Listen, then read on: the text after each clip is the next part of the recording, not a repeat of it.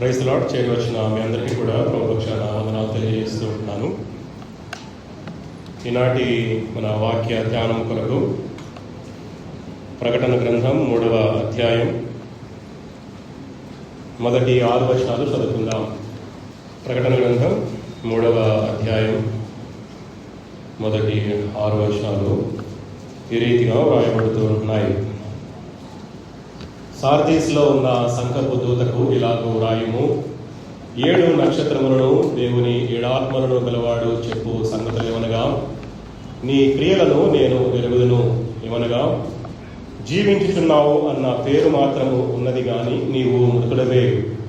నీ క్రియలు నా దేవుని ఎదుట సంపూర్ణమైనవిగా నాకు కనబడలేదు గనుక జాగరూకుడవై చావనయున్న మిగిలిన వాటిని బలపరచుము.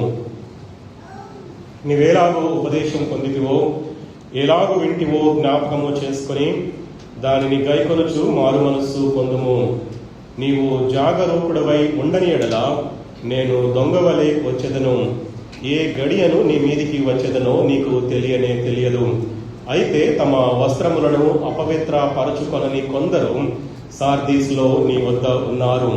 వారు అర్హులు గనుక తెల్లని వస్త్రములు ధరించుకొని నాతో కూడా సంచరించెదరు. జయించువాడు అలాగున తెల్లని వస్త్రములు ధరించుకొను.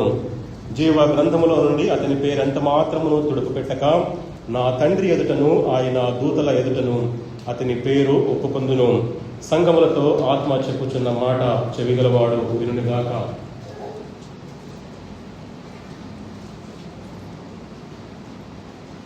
ప్రార్థన చేసుకుందాం.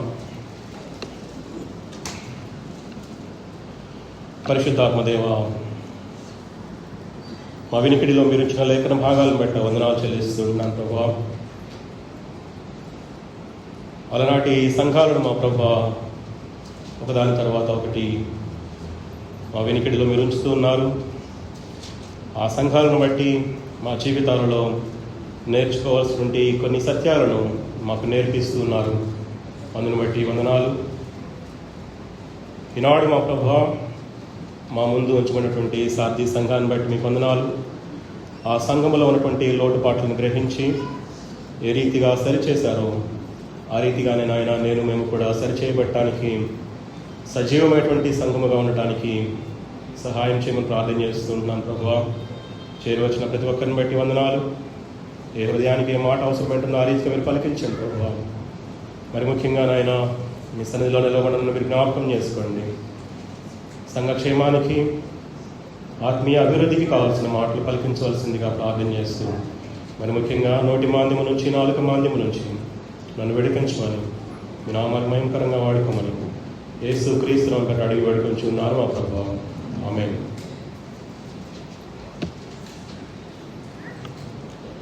ప్రియులారా, మనము వాస్తవానికి ప్రకటన గ్రంథంలో రాయబడినటువంటి ఆ సంఘాల గురించి మనము ఒక సంఘం తర్వాత మరొక సంఘాన్ని మనము జ్ఞాపకం చేసుకుంటూ ధ్యానం చేస్తూ వస్తూ ఉంటున్నాం. ఇప్పటికీ మనము ఎన్ని సంఘాలు ధ్యానం చేసామండి? Any idea?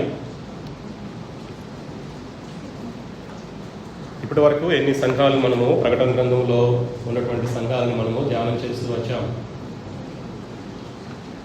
4 సంఘాలు మనము పూర్తి చేసుకున్నాం. 5వ సంఘముగా సార్దీ సంఘాన్ని దేవుడు మన ముందు ఉంచుతూ ఉన్నాడు. అయితే ఈ సార్దీస్ అనేటువంటి పదము స్టాలిస్ అనేటువంటి మాట నుంచి అనే మూల పదం నుంచి ఈ మాట వచ్చింది. ఈ పదానికి సార్దీస్ అనేటువంటి పదానికి సంస్కరణ అని అర్థం. 14వ శతాబ్దంలో మొట్టమొదటిసారిగా క్రైస్తవ సంఘములలో సంస్కరణలు చేసినటువంటి సంఘముగా ఈ యొక్క సార్దీస్ సంఘం పేరుగాంచింది.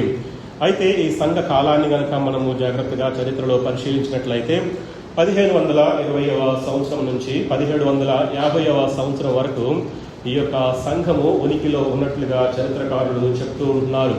స్ముర్నకి సుమారు 50 మైళ్ళ దూరంలో ఈ యొక్క నగరము ఉంటుంది. అయితే హెర్ముస్ పర్వత పంక్తులలో ఒకటైనటువంటి మోలస్ అనేటువంటి పర్వతం మీద సుమారు 1500 అడుగుల ఎత్తులో ఈ యొక్క నగరము నిర్మించబడింది. అయితే వృక్ష ఫలాలకు, తర్వాత వస్త్ర పరిశ్రమలకు, ఆ తర్వాత నగల తయారీకి ఈ యొక్క నగరము ఎంతగానో ప్రసిద్ధి చెందింది. వాస్తవానికి ఈ యొక్క నగరము నదీ ప్రవాహ తీరములో ఉంటుంది కాబట్టి ఆ యొక్క పరివాహక ప్రాంతాలలో చాలా బంగారు గనులు ఉన్నట్లు చరిత్రకారులు చెప్తూ ఉంటున్నారు. అయితే ప్రాచీన కాలములో ఈ యొక్క సంఘము లేక ఈ యొక్క నగరము చాలా శక్తివంతమైనటువంటి నగరముగా, చాలా భాగ్యముతో కూడుకున్నటువంటి నగరముగా ఈ యొక్క నగరము ప్రసిద్ధిగాంచింది. అయితే పారసీక దేశపు రాజైన కోరేషు ద్వారా, ఆ తర్వాత అలెగ్జాండర్ ది గ్రేట్ ద్వారా ఈ యొక్క నగరము జయించబడింది. 17వ శతాబ్దములో కలిగినటువంటి గొప్ప భూకంపాన్ని బట్టి ఈ యొక్క నగరము శాశ్వతంగా నిర్మూలము చేయబడింది. ఆ తర్వాత రోమా ప్రభుత్వము ఆ యొక్క నగరాన్ని మరి తిరిగి నిర్మించినట్లుగా మనము చరిత్రలో చూస్తూ ఉంటున్నాం. అయితే సార్దీస్ పాత పట్టణములో సార్ట్ అనేటువంటి కుగ్రామం మాత్రమే ఇప్పటికీ ఉంది. క్రీస్తు శకం 1909వ సంవత్సరంలో హెచ్సి బట్లర్ అనేటువంటి ప్రొఫెసర్ ఆధ్వర్యంలో కొన్ని పరిశోధనలు జరిగాయి. ఆ తర్వాత మరి మొదటి ప్రపంచ యుద్ధం వరకు కూడా ఆ యొక్క పరిశోధనలు జరిగినాయి. తర్వాత కొంతకాలము ఆ పరిశోధనలకి విరామం ఇచ్చి తిరిగి 1958వ సంవత్సరంలో హార్వర్డ్ యూనివర్సిటీ వారు, ఆ తర్వాత కార్నర్ యూనివర్సిటీ అనేటువంటి 2 యూనివర్సిటీల వారు అమెరికాలో ఉన్నటువంటి ఆ ఆర్కియాలజీ డిపార్ట్మెంట్ వారి సహకారంతో ఈ యొక్క ప్రాంతంలో మరికొన్ని పరిశోధనలు జరిపారు. ఆ పరిశోధనల్లో కొన్ని అక్కడ బయటపడ్డాయి. కొన్ని ద్వారబంధాలు కానివ్వండి, కొన్ని గోడలు, ఆ తర్వాత ఔషధాలతో నింపబడినటువంటి జాడీలు, ఆ తర్వాత వ్యాయామశాలలు, నగదు ఈ రీతిగా అనేకమైనటువంటి వస్తువులు ఆ యొక్క పరిశోధనల్లో బయటపడి ఉన్నాయి. అంత మాత్రమే కాదు, కానీ 270 అడుగుల పొడవు, తర్వాత 60 అడుగుల వెడల్పు ఉన్నటువంటి సమాజ మందిరము కూడా ఆ యొక్క పరిశోధనల ద్వారా బయటపడినట్లుగా మనం చరిత్రలో చూస్తూ ఉన్నాం. అయితే ఈ యొక్క నగరము ఏదైతే ఉందో అమితమైనటువంటి భోగాలకి, కామాతురత్వానికి ఈ యొక్క నగరము ప్రసిద్ధి చెందినట్లుగా మనము చరిత్రలో చూస్తూ ఉంటున్నాం. వాస్తవానికి 7 సంఘాలకు 7 రీతులుగా ప్రభువారు ప్రత్యక్షమవుతూ ఉన్నారు. ప్రతి ఉత్తరములో కూడా మనము ఈ 7 భాగాలని మనము చూస్తూ ఉన్నాం. అయితే ఈ సంఘానికి ప్రభువారు ఏమని ప్రత్యక్షమయ్యారో ఒక మాట చూద్దాం. చూడండి, మొదటి మాటలో మొదటి వచనంలో కనుక చూసినట్లయితే ఆయన ఈ సంఘానికి 7 నక్షత్రాలు, దేవుని 7 ఆత్మలు కలిగినటువంటి వానిగా ఆయన ఈ సంఘానికి ప్రత్యక్షమైనట్లుగా మనం చూస్తూ ఉంటున్నాం. వాస్తవానికి 7 అనే సంఖ్య సంపూర్ణతకి గుర్తుగా బైబిల్ గ్రంథంలో మనము చూస్తూ ఉంటాం. కాబట్టి ఆయన 7 ఆత్మలు కలిగినటువంటి వానిగా ఈ యొక్క సంఘానికి, అంటే సంపూర్ణమైనటువంటి ఆత్మీయుడిగా ఈ యొక్క సంఘానికి ప్రత్యక్షమైనట్లుగా మనం చూస్తూ ఉన్నాం. ప్రకటన గ్రంథం 1వ అధ్యాయం 4వ వచనంలో 7 ఆత్మలు ఆయన సింహాసనం ఎదుట నిలవబడి ఉన్నాయి అని చెప్పి అక్కడ రాయబడుతూ ఉంటుంది. కాబట్టి సంపూర్ణమైనటువంటి దేవుడు, సంపూర్ణమైనటువంటి 7 ఆత్మలు 7 నక్షత్రాలు పట్టుకుని ఈ యొక్క సంఘానికి ప్రత్యక్షమైనట్లుగా మనం చూస్తూ ఉన్నాం. వాస్తవానికి బలహీనుల్ని బలపరచడానికి ఆయన ఆ రీతిగా ఈ యొక్క సంఘముకు ప్రత్యక్షమైనట్లుగా మనం చూస్తూ ఉంటున్నాం. యోహాను సువార్త 14వ అధ్యాయం 14వ అధ్యాయం నుంచి 16వ అధ్యాయం వరకు పరిశుద్ధాత్మ దేవుని గురించి అనేకమైనటువంటి సత్యాలు అక్కడ వ్రాయబడి ఉంటూ ఉన్నాయి. అయితే కొంతమంది కొన్ని సంఘాలలో ఆ 3 అధ్యాయాలను పక్కన పెట్టేసి వారికి ఉన్నటువంటి సొంత జ్ఞానమును బట్టి దేవుని ఆత్మ గురించి లేక పరిశుద్ధాత్మ గురించి మాట్లాడుతూ ఉంటారు, బోధిస్తూ ఉంటారు. కానీ యోహాను సువార్త 14వ అధ్యాయం నుంచి 16వ అధ్యాయం వరకు ఉన్నటువంటి ఆ చారిత్రాత్మకమైనటువంటి వివరణ ఏదైతే ఉందో ఆ యొక్క పరిశుద్ధాత్మ దేవుని యొక్క సాన్నిహిత్యాన్ని, సంబంధాన్ని మన జీవితాలలో అన్వయించుకున్నప్పుడు మనము బలవంతులముగా జై జీవితంతో ఈ లోకంలో మనము జీవించగలుగుతూ ఉంటాం. కాబట్టి 7 ఆత్మలు కలిగినటువంటి దేవుడు తన సంఘాన్ని బలపరచడానికి 7 ఆత్మలు కలిగినటువంటి వానిగా 7 నక్షత్రాలను పట్టుకొని ఆయన సంఘానికి ప్రత్యక్షమైనట్లుగా మనం చూస్తూ ఉంటున్నాం. సార్దీసుని కూడా బలపరిచేటువంటి ఉద్దేశముతో ఆయన 7 ఆత్మలు కలిగినటువంటి వానిగా 7 నక్షత్రాలను పట్టుకొని ఆయన ప్రత్యక్షమయ్యాడు. అయితే 7 నక్షత్రాలు చేతిలో పట్టుకోవటాన్ని ఏమి సూచిస్తుంది అంటే గనక సంఘ సేవలో, పరిచర్యలో ఉన్నటువంటి వారు ఎవరైతే ఉంటూ ఉన్నారో, ఎవరైతే ఆ యొక్క పరిచర్యలో నలగొట్టబడుతూ ఉంటున్నారో వారిని ఆ నక్షత్రాలు సూచిస్తూ ఉంటూ ఉన్నాయి. పరిచర్యలో కూడా లేక సువార్తలో కూడా అనేకమైనటువంటి చేదు అనుభవాలు ఎదురవుతూ ఉంటాయి. అనేక మంది సేవకులు, అనేక మంది విశ్వాసులు ఆ పరిచర్యలో ఉంటూ ఉన్నప్పుడు మరి చేదు అనుభవాలు ఎదురవుతూ ఉంటాయి. అనేకమైనటువంటి సవాళ్లు ఎదురవుతూ ఉంటాయి. అనేకమైనటువంటి ముళ్ళు ఆ పరిచర్యలో ఎదురవుతూ ఉంటాయి. కొన్ని చెప్పుకోగలిగినవి ఉంటాయి, కొన్ని చెప్పుకోలేనివి ఉంటాయి. కొన్నిసార్లు ఏమవుతుందంటే సాక్ష్యాన్ని పాడు చేయడానికి కూడా వెనకాడినటువంటి విశ్వాసులు సంఘములో ఉంటూ ఉంటారు. కాబట్టి ఆ నక్షత్రాలు, ఆయన కుడి చేతిలో ఉన్నటువంటి ఆ నక్షత్రాలు సంఘ సేవలో, సంఘ పరిచర్యలో సతమతమవుతూ ఉన్నటువంటి సేవకుల్ని లేక విశ్వాసుల్ని సూచిస్తూ ఉన్నట్లుగా మనము చూడగలుగుతూ ఉంటున్నాం. కాబట్టి ఆ యొక్క సంఘములో ఎవరైతే సేవా పరిచర్యలో సతమతము అవుతూ ఉంటున్నారో, చేదు అనుభవాల గుండా వెళుతూ ఉన్నారో, వారిని ఉద్దేశించి ఆ 7 నక్షత్రాలను పట్టుకొని ఆ సంఘానికి ప్రత్యక్షమైనట్లుగా మనం చూస్తూ ఉంటున్నాం. కానీ వాస్తవానికి ఆ యొక్క చేదు అనుభవాలు లేక సవాళ్లు, ముళ్ళని దాటుకొని ప్రభు అయినటువంటి యేసు క్రీస్తు ప్రభువారు లేక 7 నక్షత్రాలను పట్టుకున్నటువంటి ఆ ప్రభు వారి వైపు చూస్తూ నిరీక్షణ కలిగి ఉజ్జీవించబడి మన జీవితాలను లేక మన పరిచర్య విధానాన్ని మనం ముందుకు తీసుకుని వెళ్ళవలసిన వారమై ఉంటూ ఉన్నాం. అయితే ఈ సంఘములో ఉన్నటువంటి చెడ్డ విషయాల గురించి మనం చూసినట్లయితే మొదటి వచనము 2వ భాగములో, 2వ వచనము మొదటి భాగంలో మనకి ఈ రీతిగా వ్రాస్తూ ఉంటున్నాడు. నీ క్రియలను నేను ఎరుగుదును, ఏమనగా జీవించుచున్నావు అన్న పేరు మాత్రము ఉన్నది గాని నీవు మృతుడవే, నీ క్రియలు నా దేవుని ఎదుట సంపూర్ణమైనవిగా నాకు కనబడలేదు అని చెప్పి ఆ సంఘములో ఉన్నటువంటి చెడ్డ విషయాలని దేవుడు ఎత్తి చూపిస్తున్నట్లుగా మనం చూస్తూ ఉంటున్నాం. వాస్తవానికి ఆయన మన ప్రతి క్రియను కూడా ఎరిగినటువంటి దేవుడుగా ఆయన ఉంటూ ఉన్నాడు. మన క్రియలను ఆయన ఎల్లప్పుడూ కూడా ఎరిగినటువంటి దేవుడుగా ఆయన ఉంటూ ఉన్నాడు. నువ్వు చేసేది సత్క్రియ అయినప్పటికీ, నువ్వు చేసేది దుష్క్రియ అయినప్పటికీ కూడా, నీవు చేసే ప్రతి క్రియను కూడా ఎరిగినటువంటి దేవుడుగా ఆయన ఉంటూ ఉన్నాడు. అంత మాత్రమే కాదు, కానీ ప్రభువారు అందరినీ ఎరిగినటువంటి వాడు, అన్నిటినీ ఎరిగినటువంటి వాడుగా తనను తాను ఈ సంఘానికి ప్రత్యక్షపరచుకున్నట్లుగా మనం చూస్తూ ఉన్నాం. అయితే సార్దీస్ సంఘములో క్రియలు లేకపోలేదు కానీ అవి సంపూర్ణమైనవిగా దేవునికి కనబడలేదు అని చెప్పి అక్కడ చెప్తూ ఉంటున్నాడు. సార్దీసులో ఉన్నటువంటి క్రియలు కూడా, ఆ కొద్దిపాటి క్రియలు కూడా చావడానికి సిద్ధమైనట్లుగా మనము లేఖనాల్లో చూస్తూ ఉంటున్నాం. కాబట్టి దేవుడు నిన్ను నన్ను కూడా పిలుస్తూ ఉంటున్నాడు కదా, నీవు మేల్కొనాలని చెప్పి ఆ చావడానికి సిద్ధమై ఉన్నటువంటి ఆ క్రియలని బలపరచాలి అనేటువంటి ఉద్దేశంతో ఈ మధ్యాహ్న కాల సమయంలో దేవుడు మన మధ్యలో మాట్లాడుతూ ఉంటున్నాడు. ప్రియులారా, వాస్తవానికి యాకోబు పత్రిక 2వ అధ్యాయము 6వ వచనంలో క్రియలు లేని విశ్వాసము మృతము అంటూ ఉంటాడు. అయితే ఈ యొక్క సార్దీస్ సంఘములో కొన్ని క్రియలు మాత్రమే ఉన్నాయి, కానీ ఆ కొన్ని క్రియలు విశ్వాసానికి సంబంధించినటువంటి క్రియలు కాదు అని ప్రభు వారు ఇక్కడ సెలవిస్తూ ఉంటున్నారు. విశ్వాసానికి తగిన క్రియలు సార్దీస్ లో లేవు కాబట్టి ఆ చావనైనటువంటి క్రియలని బలపరచాలి అని చెప్పి ఈ సంఘానికి ఆయన ప్రత్యక్షమైనట్లుగా చూస్తూ ఉంటూ ఉన్నాం. నేను రక్షించబడ్డాను లేక నేను క్రొత్త జీవితము జీవిస్తున్నాను అని చెప్పేటువంటి ప్రతి వ్యక్తి కూడా వారి జీవితాలలో అనుదినము కూడా వాక్యాన్ని చదువుకోవటం, ప్రార్థన చేసుకోవటం, సహవాసములో ఎదగటం, మరి ముఖ్యంగా దేవునికి లోబడి వారి జీవితాలని కొనసాగించటము, ఈ చర్యలన్నీ కూడా మన అనుదిన విశ్వాస జీవితములో చర్యలుగా ఉండవలసిన వారై ఉంటూ ఉన్నారు. అయితే అబ్రహాము తన విశ్వాసానికి తగినటువంటి క్రియలను చేశాడు కాబట్టి అబ్రహాము విశ్వాసులకు తండ్రిగా ఆయన పిలువబడుతూ ఉన్నాడు.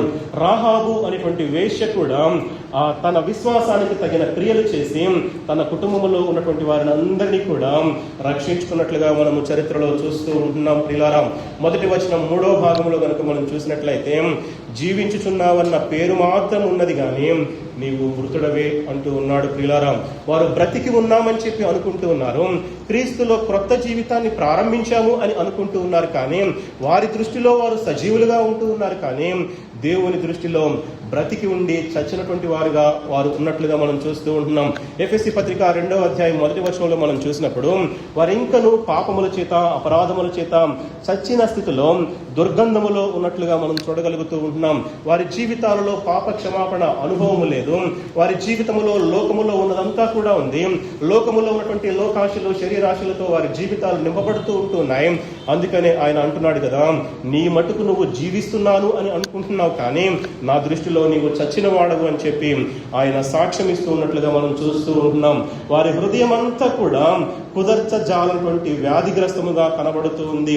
అరికాలు మొదలుకొని నడినెత్తి వరకు పచ్చి పుండ్లు, గాయాలు, దెబ్బలతో నిండి ఉంటుంది. అవి పిండబడలేదు, మెత్తన చేయబడలేదు, తైలముతో కట్టబడలేదు. అటువంటి గాయాలను పెట్టుకొని వారు అనుకుంటున్నారు కదా, నేను జీవిస్తూ ఉన్నాను అని చెప్పి వారు అనుకుంటూ ఉన్నారు. వాస్తవానికి ఈ జీవితాన్ని కనుక మనం ఆలోచన చేసినట్లయితే దేవుని దృష్టిలో చనిపోయినటువంటి స్థితిలో ఉంటూ ఉన్నారు. పేరుకి మనకి మనముగా విశ్వాసులముగా సంఘములో చలామణి అవుతూ ఉన్నప్పటికీ కూడా దేవుని దృష్టిలో మనము చనిపోయినటువంటి వారమని చెప్పి దేవుడు మరొకసారి మనల్ని హెచ్చరిస్తూ ఉంటున్నాడు. ప్రియులారా, మనకి మనముగా విశ్వాసులముగా పిలువబడుతూ ఉన్నప్పటికీ, మనకి మనముగా సజీవులం అనుకుంటూ ఉన్నప్పటికీ కూడా దేవుని దృష్టిలో జీవోత్సవాలం అని చెప్పి ఆయన మనల గురించి సాక్ష్యం ఇస్తూ ఉన్నట్లుగా మనం చూస్తూ ఉంటున్నాం. 1 తిమోతికి రాసిన పత్రిక 5వ అధ్యాయము 6వ వచనంలో ఒక మాట వ్రాయబడుతుంటుంది, చూద్దాం. చూడండి, 1 తిమోతికి రాసిన పత్రిక 5వ అధ్యాయం 6వ వచనం. సుఖభోగముల యందు ప్రవర్తించినది బ్రతుకుచుండియు చచ్చినదయ్యుండును అని చెప్తూ ఉంటున్నాడు. వాస్తవానికి ఈ యొక్క సార్దీస్ సంఘములో వారికి కావలసినంత సుఖం ఉంది, వారికి కావలసినంత భోగం ఉంది, కానీ వారి జీవితాలలో భక్తి లేదు. అందుకే అంటున్నాడు కదా, భోగాలకు అలవాటు పడి బ్రతుకుచున్నట్లుగా ఉంది, కానీ అది చచ్చినది నా దృష్టిలో అని చెప్పి అక్కడ కూడా వ్రాస్తున్నట్లుగా మనం చూస్తూ ఉంటున్నాం. ఈ సంఘ కాలములో ఉన్నటువంటి వారు రోమన్ క్యాథలిక్ యాజమాన్యం కింద వారి విశ్వాస జీవితాలను కొనసాగిస్తూ వచ్చారు, వారి సంఘాలను నిర్వహిస్తూ వచ్చారు. కాబట్టి వారి క్రియలన్నీ కూడా దేవుని దృష్టిలో మృతమైనటువంటి క్రియలుగా కనబడుతూ ఉంటున్నట్లుగా మనం చూస్తూ ఉంటున్నాం. వాస్తవానికి సార్దీస్ సంఘములో అనుదినము వారి క్రైస్తవ కార్యాచరణ వారి జీవితాలలో కనబడకపోవటమే వారి జీవితాలలో లోపమని చెప్పి దేవుడు హెచ్చరిస్తూ ఉంటున్నాడు. ఆధ్యాత్మిక వ్యాయామం అనేది ఆ యొక్క సంఘములో కనబడట్లేదు. ఏదో వాస్తవానికి లేక వ్యవస్థాగతమైనటువంటి కార్యక్రమాలు ఆ సంఘములో జరుగుతూ ఉంటున్నాయి, కానీ ఆ యొక్క కార్యక్రమాల ద్వారా ఎటువంటి ఆత్మీయ అభివృద్ధి ఉండదు, ఎటువంటి ఆత్మలకు ఎటువంటి క్షేమాభివృద్ధి ఉండదు, ముఖ్యంగా సంఘానికి ఎటువంటి క్షేమాభివృద్ధి కలగదు. అవి చచ్చు కార్యక్రమాలని చెప్పి దేవుడు దృష్టిలో పెట్టుకుని నిన్ను నన్ను హెచ్చరిస్తూ ఉంటున్నాడు కదా, నీవు చచ్చిన వాడు అని చెప్పి దేవుడు మరొకసారి మనల్ని హెచ్చరిస్తూ ఉంటున్నాడు. అయితే ఇటువంటి పరిస్థితుల్లో ఉన్నటువంటి విశ్వాసుల్ని ఆయన పిలుస్తూ ఉంటున్నాడు కదా, అంధకార క్రియల నుంచి మనము బయటికి రావాల్సిన వారమై ఉంటూ ఉన్నాం. అచేతనముగా రక్షించబడ్డాములే, మన జీవితాలను విశ్వాసములో కొనసాగిస్తూ ఉన్నాములే అని గనక మన జీవితాలను నిర్లక్ష్యంతో కొనసాగిస్తూ ఉన్నట్లయితే ఆయన నిన్ను నన్ను కూడా హెచ్చరిస్తూ ఉంటున్నాడు కదా, నా దృష్టిలో నీవు చచ్చినటువంటి స్థితిలో ఉంటూ ఉన్నావు. కాబట్టి నీకున్నటువంటి ఆ నిర్జీవమైనటువంటి క్రియలను విడిచిపెట్టి నేను నిన్ను నా దగ్గరకు వచ్చినట్లయితే కనుక నేను తిరిగి బ్రతికిస్తానని చెప్పి ఆయన వాగ్దానం ఇస్తున్నట్లుగా మనం చూస్తూ ఉంటున్నాం. ఒక 27 సంవత్సరాల యవనస్తుల గురించి ఒక చిన్న సాక్ష్యాన్ని నేను పంచుకుంటూ ఉంటున్నాను. బాల్య దశలోనే ఆ యవనస్తుడు రక్షించబడి ఉంటూ ఉన్నాడు. అయితే యవన దశలోనికి వచ్చిన తరువాత ఆ యవనస్తుడు లోక ఆశలకు ఆకర్షించబడి తాను తెలుసుకున్నటువంటి దేవుని నుంచి పూర్తిగా దూరం అయిపోయాడు. అయితే ఆ యవన దశలో ఉన్నప్పుడు ఆ వ్యక్తికి మరణము దాపురించింది.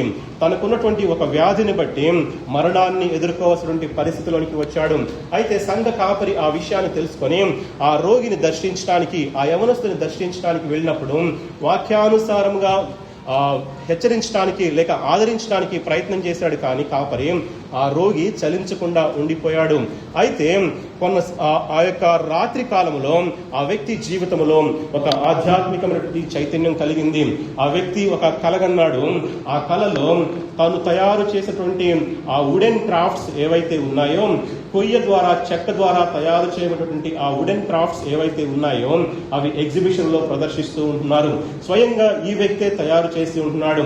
అయితే అక్కడ ఆ భవనములో పెద్దగా మంటలు చెలరేగి ఉంటున్నాయి. అకస్మాత్తుగా మంటలు చెలరేగాయి.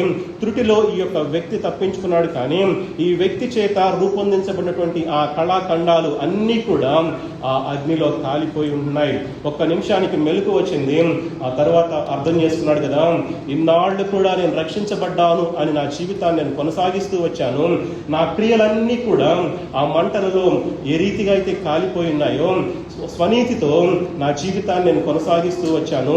నేను చేసినటువంటి క్రియలు కర్ర, గడ్డి, కొయ్యకాలు మొదలైన వాటితో అగ్ని పరీక్షకు నిలవబడినటువంటి ఆ కార్యాలు కాబట్టి అని జ్ఞాపకం చేసుకుని తిరిగి పశ్చాత్తాపడి ప్రభు పాదాల దగ్గరకు వచ్చి తన పాపాన్ని, తన జీవితాన్ని తిరిగి దేవునికి సమర్పించుకున్నట్లుగా మనం చూస్తూ ఉన్నాం. కాబట్టి కొన ఊపిరితో ఉన్నటువంటి ఏ సంఘమైనా కూడా దేవుని దగ్గరికి రావాల్సిందే. అప్పుడు మాత్రమే ఆ భ్రష్టత్వము నుంచి బయటపడేటువంటి అవకాశం ఉంటుంది తప్ప, ఒకవేళ నువ్వు కొన ఊపిరితో కొట్టుమిట్టాడుతూ కూడా గ్రహింపు లేకుండా ఈ లోకములో కనుక తిరుగులాడుతూ ఉన్నట్లయితే దేవుడు నిన్ను హెచ్చరిస్తూ ఉంటున్నాడు కదా, కొన ఊపిరితో ఉన్నటువంటి సంఘమా నీవు చనిపోబోతున్నావు అని చెప్పి ఆయన హెచ్చరిస్తూ ఉంటున్నాడు. అయితే ఈ యొక్క సంఘములో ఆయన గద్దిస్తూ ఉంటున్నాడు కదా, నీ క్రియలు నా దేవుని ఎదుట సంపూర్ణమైనవిగా కనపడలేదు అంటూ ఉన్నాడు. వాస్తవానికి సార్దీస్ సంఘములో క్రియలు ఉన్నాయి, కానీ ఆ క్రియలు సంపూర్ణమైనటువంటి క్రియలుగా దేవుని దృష్టిలో కనబడట్లేదని చెప్పి దేవుడు జ్ఞాపకం చేస్తూ ఉన్నాడు. నీవు నేను సేవించి ఆరాధించేటువంటి తండ్రి ఆయన పరలోకపు తండ్రి, ఆయన పరిపూర్ణమైనటువంటి తండ్రిగా ఆయన ఉంటూ ఉన్నాడు. కాబట్టి ఆయన రక్తము చేత కొనబడినటువంటి నీవు నేను కూడా పరిపూర్ణముగా మనం మార్చబడాలి. అది ఎప్పుడు జరుగుతుందంటే ఈ లోకములో మనం శరీరధారులుగా జీవిస్తూ ఉన్నప్పుడే, దేవుని యందు భయభక్తులు కలిగి ఆయనకు విధేయత చూపించినప్పుడు మనము ఆయన దృష్టిలో పరిపూర్ణముగా కాగలుగుతాం ప్రియులారా. అంతేకాదు కానీ ఆయన తన బిడ్డలని శ్రమల ద్వారా పరిపూర్ణముగా చేస్తూ ఉంటాడు. వాస్తవంగా బైబిల్లో కనుక మనం చూసినట్లయితే అనేక మంది భక్తుల జీవితాలను ఆ రీతిగా శ్రమల గుండా వారిని ప్రయాణింపచేసి వారి జీవితాలను క్రమబద్ధీకరించినట్లుగా మనం చూస్తూ ఉంటున్నాం. యోసేపు ఒక యవనస్తుడిగా ఉండి దూర ప్రాంతములో అరణ్యములో ఉన్నటువంటి వారి అన్నలకు ఆహారాన్ని పట్టుకెళ్ళాడు. అయితే వారు ఈ యొక్క తమ్ముడి మీద అసూయపడి అమ్మివేసినట్లుగా మనం చూస్తూ ఉన్నాం. క్రొత్త నిబంధనలో పౌలు యొక్క జీవితాన్ని కనుక మనం గమనించినట్లయితే ఆయన కూడా ముమ్మారు ప్రార్థించాడు, నా జీవితంలో ఒక ముళ్ళుంది తీసివేయమని చెప్పి. కానీ ఆ ముళ్ళుని గురించి దేవుడే ఉన్నాడంటే నా కృప నీకు చాలు అని చెప్తూ ఉంటున్నాడు. కాబట్టి మన జీవితాలలో కలిగేటువంటి శ్రమలను బట్టి మనము కృంగిపోవలసిన అవసరం లేదు. కానీ ఎందుకంటే ఆ శ్రమలను బట్టి, ఆయా పరిస్థితులను బట్టి ఆ పరిస్థితులు దేవుడే అనుమతించాడని జ్ఞాపకం చేసుకుని దేవుని స్తుతిస్తూ మనము బలవంతులముగా ఉండవలసిన వారమై ఉంటున్నాం ప్రియులారా. అయితే ఆ సంఘానికి ఇవ్వబడినటువంటి హెచ్చరికలను కనుక మనం చూసినట్లయితే 2వ వచనము, 2వ భాగము, 3వ వచనంలో ఆ సంఘానికి కొన్ని హెచ్చరికల్ని దేవుడు అనుగ్రహిస్తూ ఉంటున్నాడు. మొట్టమొదటిగా నీవు జాగరూకుడివై ఉండాలి అని చెప్తూ ఉంటున్నాడు. ఎందుకు మనము జాగరూకులముగా ఉండాలి అంటే, ఆధ్యాత్మికంగా మనము మత్తులో ఉన్నాము, నిద్రమత్తులో ఉన్నాము. నీవు నిద్రమత్తులో జోగుతూ ఉన్నావు అనేటువంటి ఉద్దేశంతో నీవు జాగరూకుడివై ఉండాలి అని చెప్పి సంఘాన్ని హెచ్చరిస్తూ ఉన్నట్లుగా మనం చూస్తూ ఉన్నాం. సంపూర్ణమైనటువంటి క్రియలు లేక ఆ సంఘము చావు బతుకుల మధ్యలో ఉంటూ ఉంది. కాబట్టి విశ్వాసులని మేలుకొని ఆ చావు బతుకుల మధ్యలో నుంచి బయటికి రావాలి అని చెప్పి సంఘాన్ని హెచ్చరిస్తూ ఉన్నట్లుగా మనం చూస్తూ ఉంటున్నాం. ఓ సహోదరుడా, ప్రియ సహోదరి, నీవు ఎక్కడ నిద్రపోతున్నావో ఒకసారి గమనించవలసిన వారమై ఉంటున్నాం. న్యాయాధిపతుల గ్రంథం 16వ అధ్యాయం 19వ వచనంలో ఒక యవనస్తుని గురించి మనం చూస్తూ ఉంటున్నాం. చూడండి. న్యాయాధిపతుల గ్రంథం 16వ అధ్యాయం 19వ వచనంలో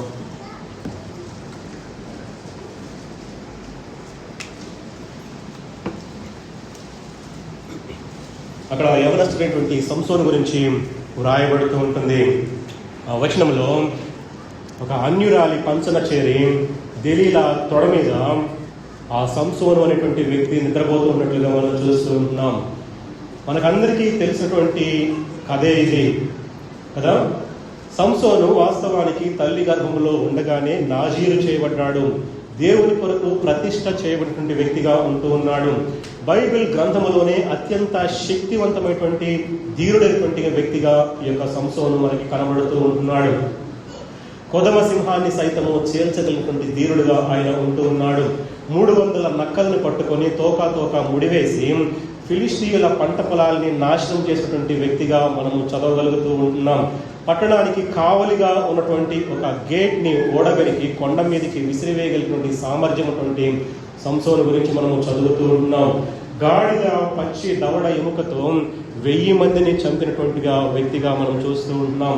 ఇటువంటి ధీర వీర కార్యాలు ఎన్నో, శూర కార్యాలు ఎన్నో ఈ వ్యక్తి ద్వారా జరిగించి ఉంటూ ఉన్నాడు దేవుడు. అయితే ఇటువంటి సంసోను దెలీలా తొడ మీద పడుకొని నిద్రపోతూ ఉన్నట్లుగా మనం చూస్తూ ఉంటున్నాం.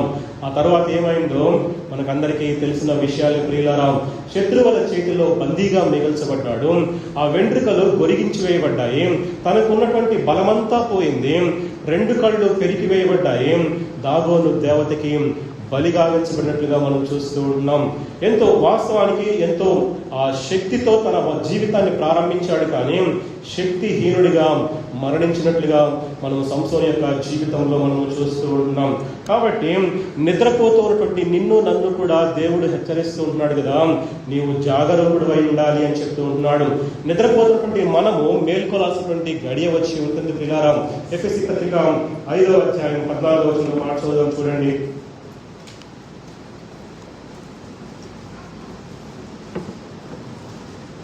ఎఫెసీ పత్రిక 5వ అధ్యాయం 14వ వచనం. నిద్రించుచున్న నీవు మేల్కొని మృతులలో నుండి లెమ్ము, క్రీస్తు నీ మీద ప్రకాశించునని ఆయన చెప్పుచూ ఉన్నాడు. ఇప్పుడు రాయబడుతుంది. నిద్ర మరణానికి సాదృశ్యంగా ఉంటుంది.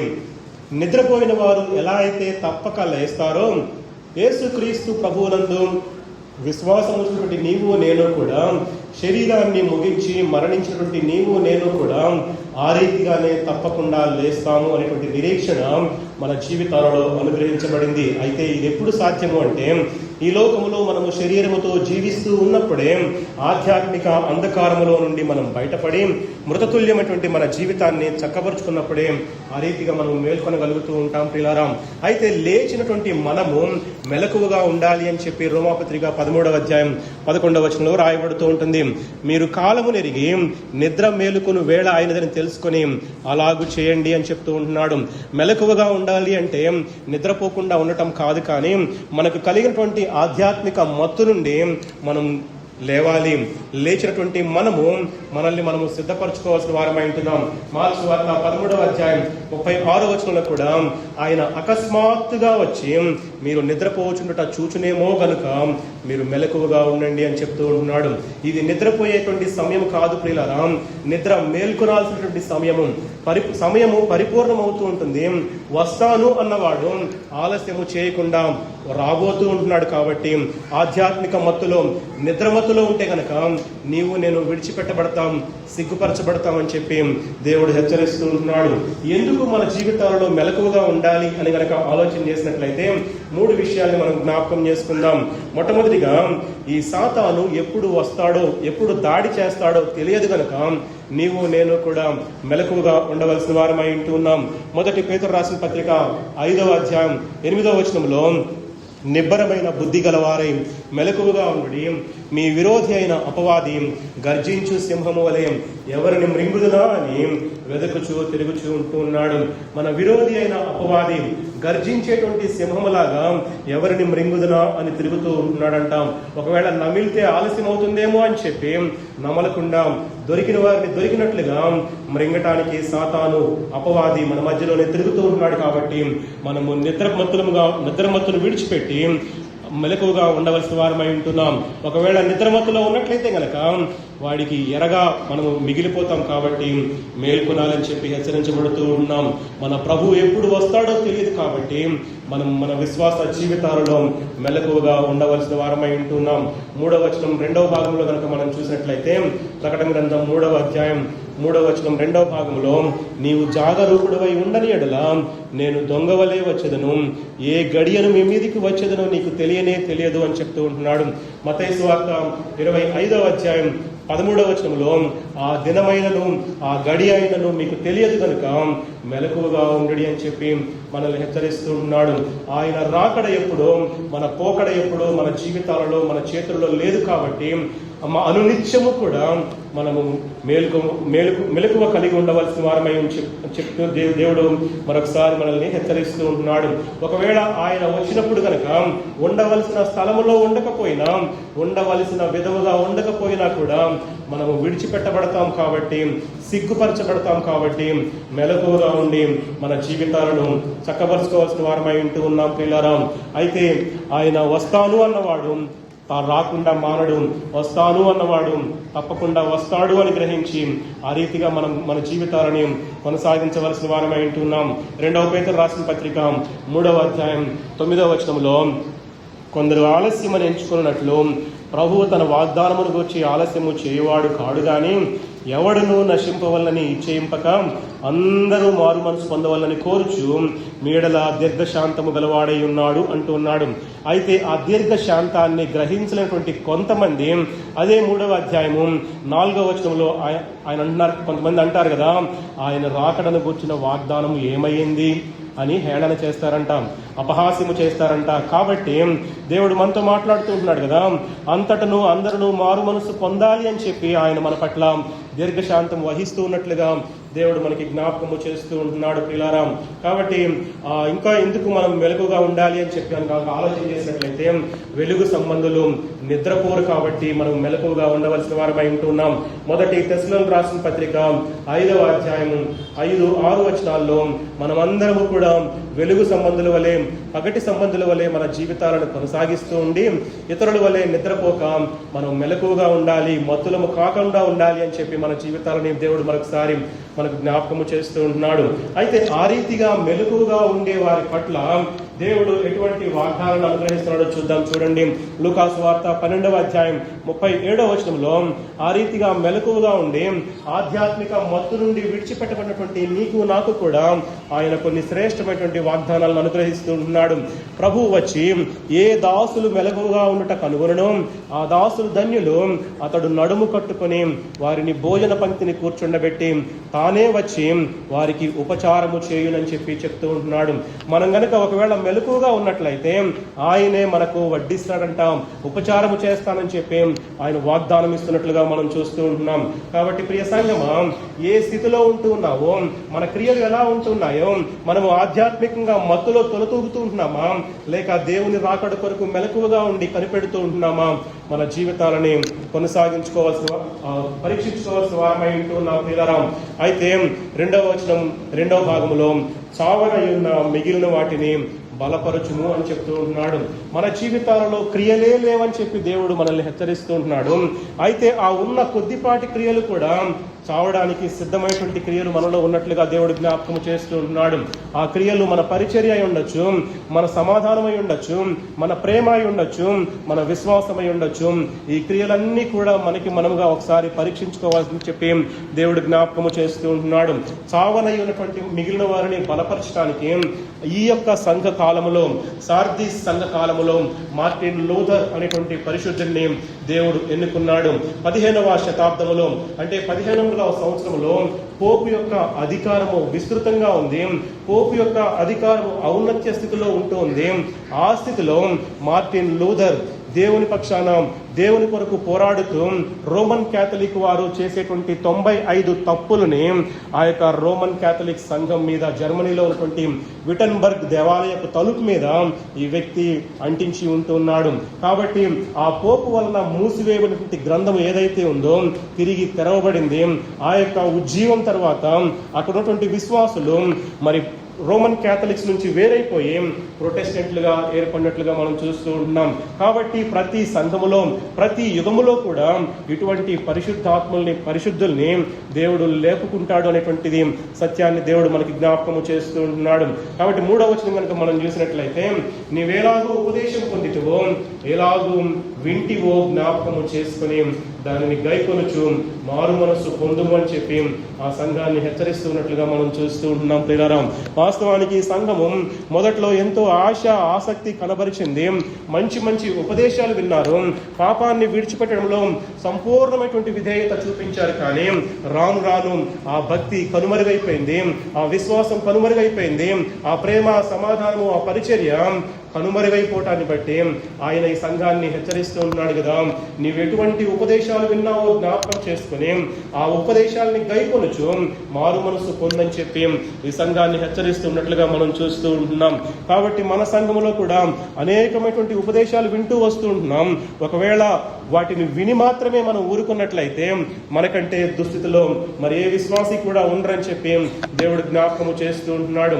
దావీదు మహాశయుడు అంటాడు కదా, నా మంచం మీద నిన్ను జ్ఞాపకము చేసుకుంటుండగా క్రొవ్వు మెదడు దొరికినట్లుగా నేను నిన్ను స్తుతిస్తూ ఉంటున్నానని చెప్పి దావీదు మహాశయుడు దేవుని స్తుతిస్తున్నట్లుగా మనం చూస్తూ ఉంటున్నాం.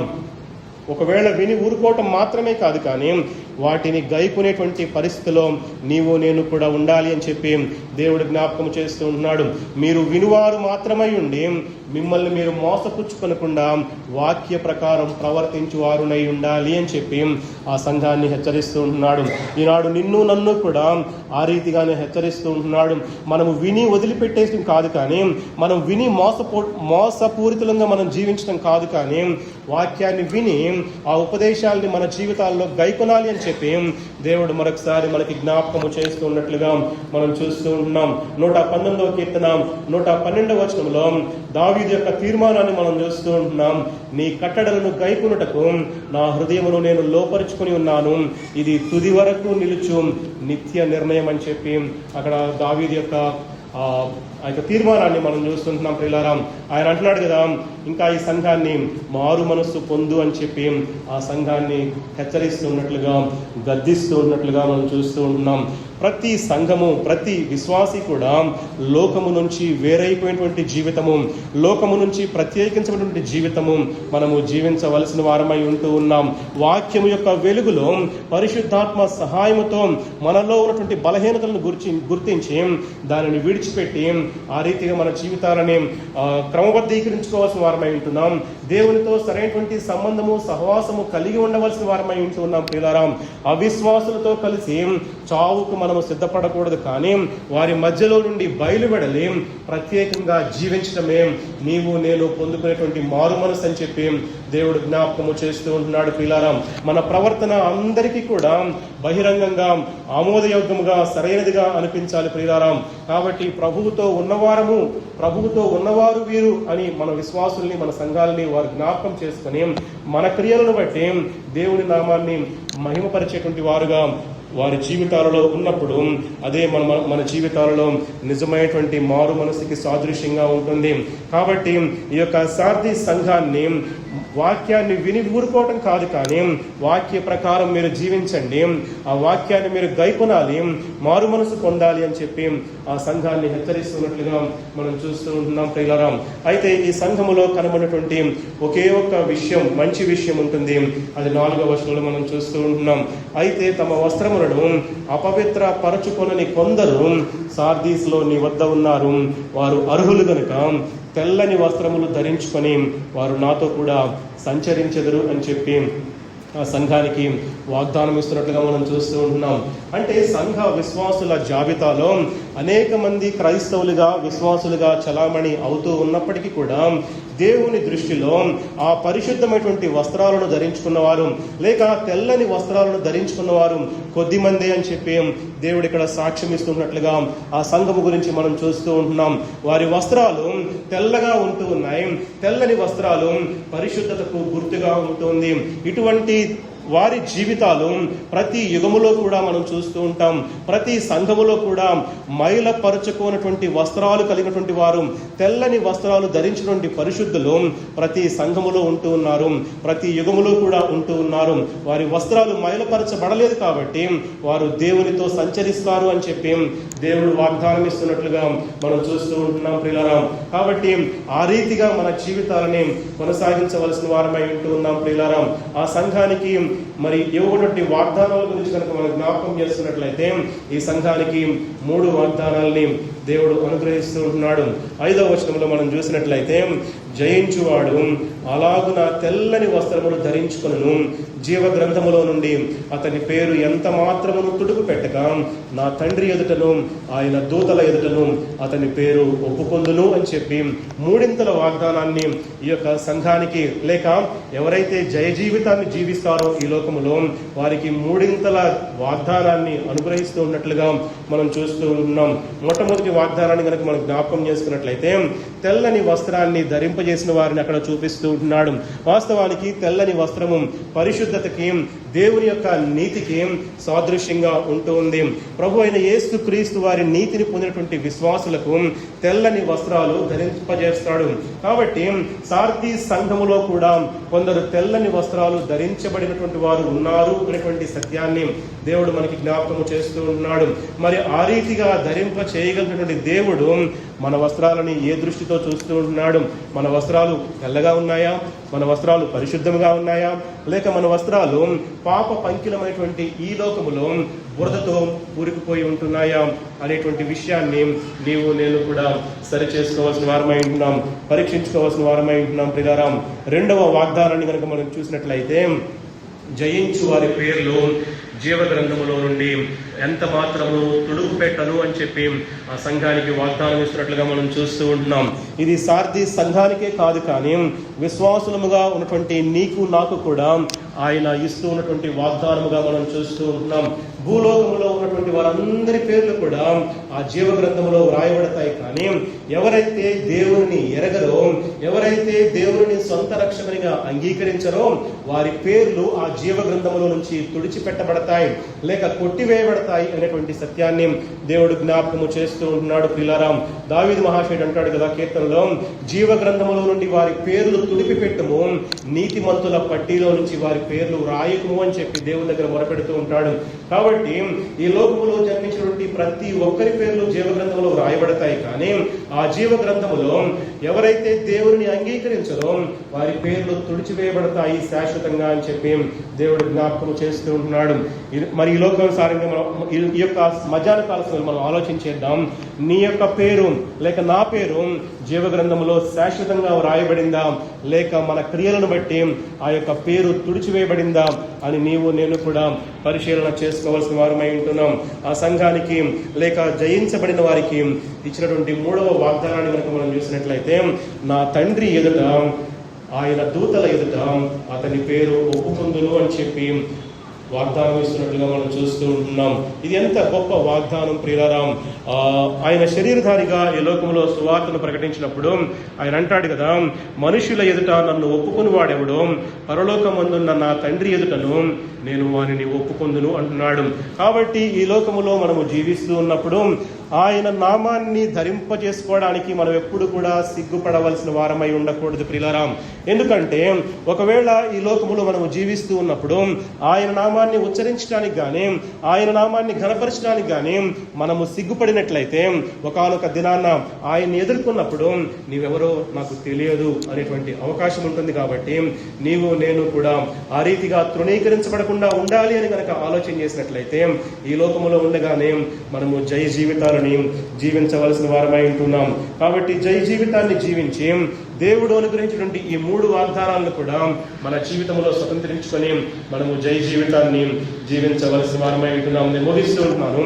అయితే ఈ యొక్క సంఘము ద్వారా మనము నేర్చుకోవాల్సిన పాఠాలు ఏమైనా ఉన్నాయా అంటే, దేవుడు అంటున్నాడు కదా ఆ సంఘాన్ని చూసి, మీరు బ్రతికి ఉన్నారు అనుకుంటున్నారు కానీ మీ దృష్టిలో మీరు బ్రతికిన వారు, కానీ నా దృష్టిలో మీరు జీవోత్సవాలుగా మిగిలిపోయారు అని చెప్పి దేవుడు సాక్ష్యం ఇస్తూ ఉంటున్నాడు.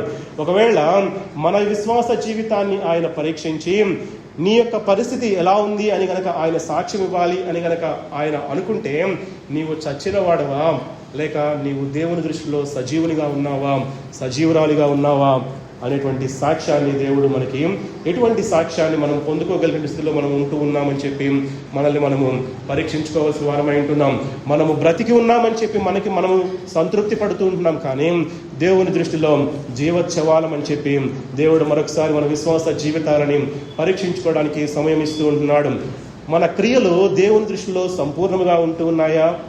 ఒకవేళ అసలు మన విశ్వాస జీవితంలో మన విశ్వాసానికి తగినటువంటి క్రియలు మన విశ్వాస జీవితంలో మనం కనుపరుస్తూ ఉంటున్నామా? పరీక్షించుకోవాల్సిన వారమై ఉంటున్నాం ప్రియులారా. ఈ సార్దీ సంఘము ఆత్మీయ ఆహారాన్ని తీసుకోవడం మానివేసింది.